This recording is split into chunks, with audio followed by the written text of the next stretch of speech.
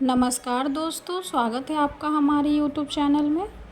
आज की इस वीडियो में हम पितृपक्ष की पौराणिक कथा के बारे में जानेंगे। पितृपक्ष की पौराणिक कथा के अनुसार जोगी तथा भोगे दो भाई थे। दोनों अलग अलग रहते थे। जोगी धनी था और भोगे निर्धन। दोनों में परस्पर बड़ा प्रेम था। जोगे की पत्नी को धन का अभिमान था, किंतु भोगे की पत्नी बड़ी सरल हृदय की थी। पितृपक्ष आने पर जोगे की पत्नी ने उससे पितरों का श्राद्ध करने के लिए कहा, तो जोगे इसे व्यर्थ का कार्य समझकर टालने की चेष्टा करने लगा। किंतु उसकी पत्नी समझती थी कि यदि ऐसा नहीं करेंगे तो लोग बातें बनाएंगे। फिर उसे अपने मायके वालों को दावत पर बुलाने और अपनी शान दिखाने का यह उचित अवसर लगा। अतः वह बोली, आप शायद मेरी परेशानी की वजह से ऐसा कह रहे हैं, किंतु इसमें मुझे कोई परेशानी नहीं होगी।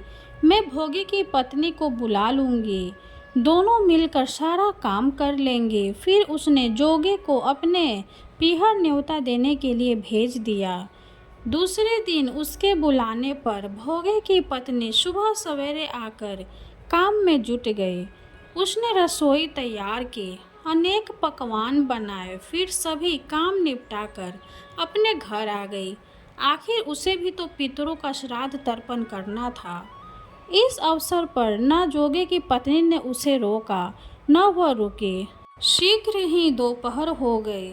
पितर भूमि पर उतरे।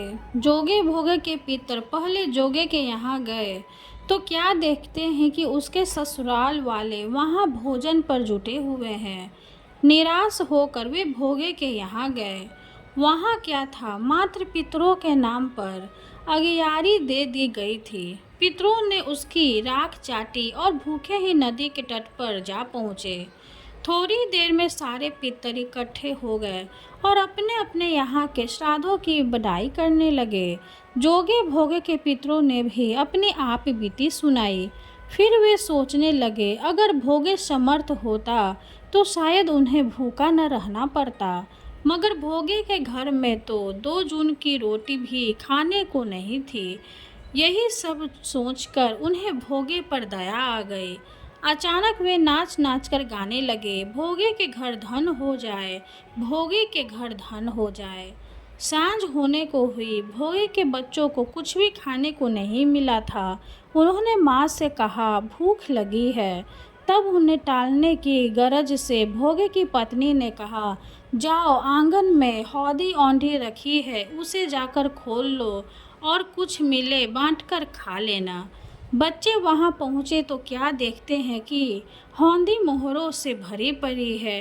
वे दौड़े दौड़े माँ के पास पहुंचे और उसे सारी बातें बताई। आंगन में आकर भोगे की पत्नी ने यह सब कुछ देखा तो वह भी हैरान रह गई। इस प्रकार भोगे भी धनी हो गया, मगर धन पाकर वह घमंडी नहीं हुआ। दूसरे साल का पितृपक्ष आया। श्राद्ध के दिन भोगे की स्त्री ने 56 प्रकार के व्यंजन बनाए। ब्राह्मणों को बुलाकर श्राद्ध किया, भोजन कराया, दक्षिणा दी। जेठ जेठानी को सोने चांदी के बर्तनों में भोजन कराया। इससे पितर बड़े प्रसन्न तथा तृप्त हुए। आइए जानते हैं अब दूसरी कहानी के बारे में। श्राद्ध पर्व यह कथा अधिकांश क्षेत्रों में सुनाई जाती है। इस कहानी को पढ़े बिना पितृपक्ष का पुण्य नहीं मिलता है, ऐसी मान्यता है। इस कथा के अनुसार महाभारत के दौरान कर्ण की मृत्यु हो जाने के बाद जब उनकी आत्मा स्वर्ग में पहुंची तो उन्हें बहुत सारा सोना और गहने दिए गए। कर्ण की आत्मा को कुछ समझ नहीं आया, वह तो आहार तलाश रहे थे। उन्होंने देवता इंद्र से पूछा कि उन्हें भोजन की जगह सोना क्यों दिया गया। तब देवता इंद्र ने कर्ण को बताया कि उसने अपने जीवित रहते हुए पूरा जीवन सोना दान किया, इसलिए अपने पूर्वजों को कभी भी खाना दान नहीं किया। तब कर्ण ने इंद्र से कहा, उन्हें यह ज्ञात नहीं था कि उनके पूर्वज कौन थे और इसी वजह से वह कभी उन्हें कुछ दान नहीं कर सके। इस सब के बाद कर्ण को उनकी गलती सुधारने का मौका दिया गया और 16 दिन के लिए पृथ्वी पर वापस भेजा गया। जहाँ उन्होंने अपने पूर्वजों को याद करते हुए उनका श्राद्ध कर उन्हें आहार दान किया, तर्पण किया। इन्हीं 16 दिन की अवधि को पितृपक्ष कहा गया। अतः इस कथा को पढ़ने तथा सुनने का बहुत महत्व है। आइए जानते हैं कि पितृपक्ष में क्यों की जाती है पीपल और बरगद के पेड़ की पूजा। 17 सितंबर से पितृपक्ष की शुरुआत हो रही है। पितृपक्ष के दौरान लोग पितरों की आत्मा की शांति और मुक्ति के लिए तर्पण और पिंडदान करते हैं, ताकि पितृदेव का आशीर्वाद प्राप्त कर सके। मान्यता है कि पितरों को तर्पण और पिंडदान करने से घर में सुख, शांति और समृद्धि आती है। इस दौरान दान, पुण्य, धर्म, कर्म, पशुओं को भोजन खिलाना, ब्राह्मण को भोजन कराना और गरीबों को दान दिया जाता है। ऐसा करने से पितरों की आत्मा तृप्त हो जाती है। ज्योतिष शास्त्र में इन सभी के अलावा कुछ ऐसे पेड़ होते हैं जिनकी पूजा करने से विशेष लाभ मिलता है। श्राद्ध पक्ष में पीपल और बरगद के पेड़ की पूजा करने के बारे में बताया गया है। यदि पितृपक्ष के दौरान पीपल और बरगद के पेड़ की पूजा करते हैं तो पितृदोष से मुक्ति मिलती है। साथ ही धन व भाग्य संबंधित सारी परेशानियां दूर हो जाती है। तो आइए जानते हैं विस्तार से कि पीपल के पेड़ की और बरगद के पेड़ की पूजा क्यों की जाती है। सनातन धर्म में पीपल के पेड़ को सबसे पवित्र और शुभ माना गया है। पौराणिक कथाओं के अनुसार पीपल के पेड़ में जगत के पालनहार भगवान विष्णु स्वयं निवास करते हैं। इसलिए किसी भी धार्मिक अनुष्ठान में पीपल के पेड़ की पूजा की जाती है। ज्योतिषियों के अनुसार पीपल के पेड़ की पूजा करने से कई प्रकार के दोष से मुक्ति भी मिल जाती है। इनमें से पितृदोष मुख्य है।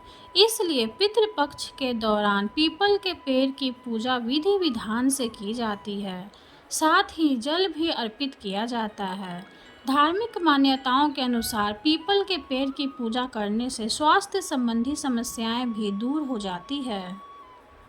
धार्मिक शास्त्रों में बरगद के पेड़ को बहुत ही शुभ और गुणकारी माना गया है। मान्यता है कि बरगद के पेड़ में भगवान शिव का वास होता है, जिसके कारण किसी भी धार्मिक अनुष्ठान में इनका होना अनिवार्य होता है।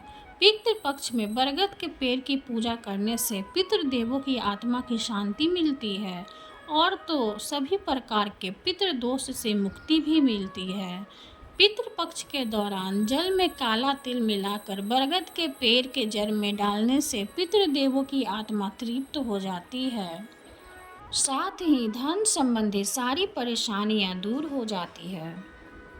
यह थी पितृपक्ष से जुड़ी कुछ कथाएं। वीडियो अगर अच्छी लगे तो लाइक कर दे, चैनल को सब्सक्राइब कर दे। धन्यवाद।